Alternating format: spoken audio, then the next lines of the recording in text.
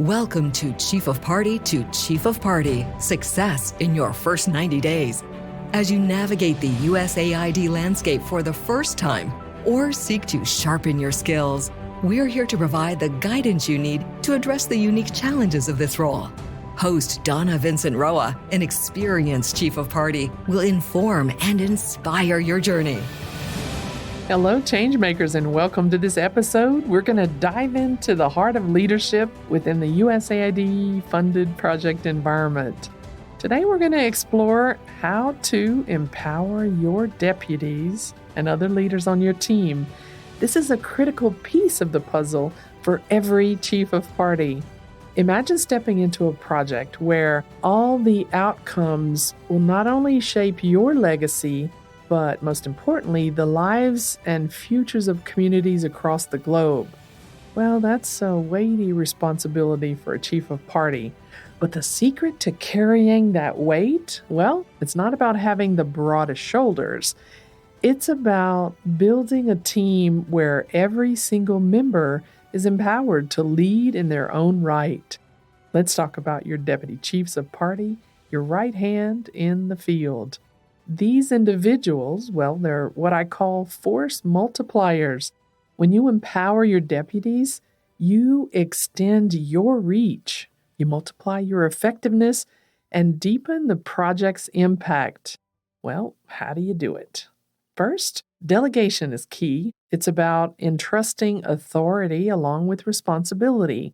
When you delegate, do it with clarity, do it with confidence. This means articulating not just the what, but the why behind tasks. When deputies understand your larger vision, their decisions are going to be better aligned with your goals, with the project's strategic goals, and ultimately, they're more invested in the outcomes. It's really important for you to also foster ownership. It's more than just ticking off the tasks. It's about nurturing a sense of personal stake in your project's success. Encourage your deputies to innovate, always within their scope of work. You want them to bring new ideas to the table, but you also need to give them the runway to see those ideas take flight. Remember that fostering ownership is not just a one-off event. It really is a continuous process. It's about creating a culture where deputies are, well, encouraged to think like a Chief of Party themselves. This means cultivating an environment where speaking up is valued, where risks are taken, where, as I've said before, successes are celebrated.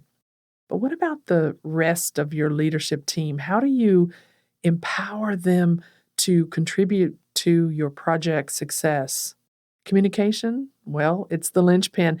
Actually, it seems that everything boils down to communication. You want to keep the lines of dialogue open and bi-directional. You do want to make sure that everyone from your portfolio leads to your administrative leads to the finance deputy, everyone has a voice at the table. Regular meetings are important, as you well know, but also creating that informal space for conversation. It's often in these less structured environments that the most innovative ideas are born. Simple request, be available. Another cornerstone here is professional development. Invest in the growth of your leadership team, whether it's through formal training or cross-functional projects or even mentorship opportunities. When you help your team grow, they're going to bring newfound skills and newfound enthusiasm back to your project. Now, let's not forget the power of example. Leadership is as much about what you do as what you say.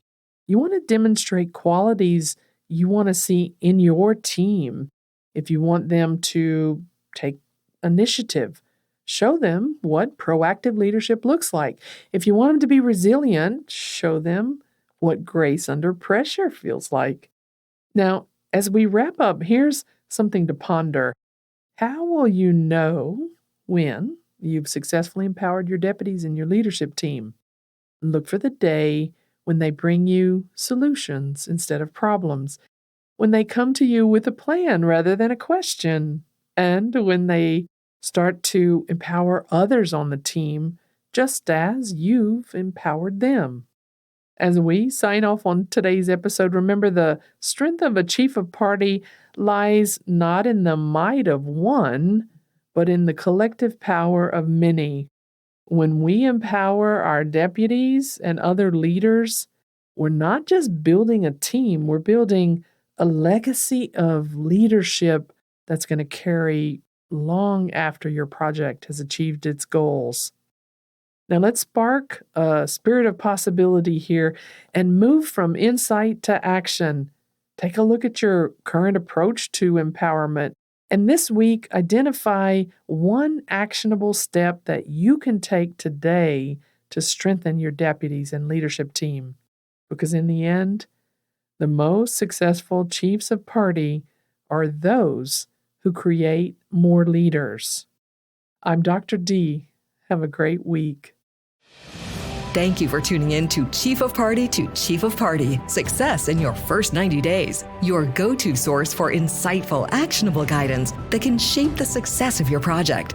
Let's continue to drive change and create impact, one USAID-funded project at a time.